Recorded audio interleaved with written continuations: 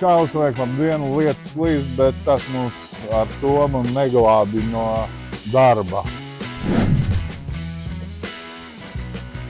Veikala plauktos parādījies jaunums no paša Noa Cepeškungs.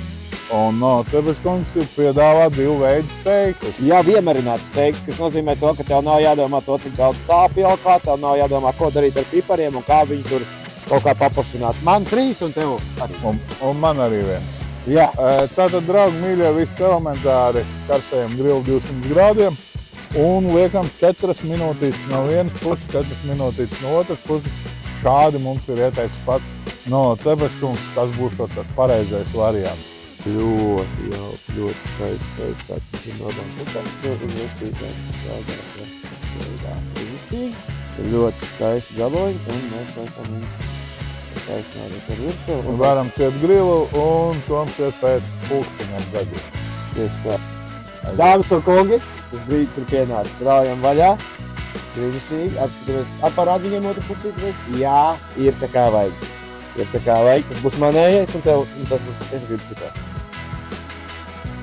Vienkārši fantastiski. Noa Cepeškungs steiks.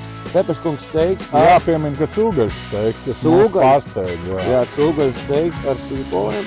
Te mēs viņu esam uzcepuši. Nav ar ko sakanāt. Man pa sāju.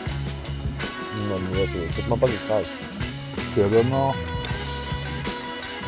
Piparotais steiks, kā viņš izskatās. Arī Noa Cepeškungs un arī cūgaļs.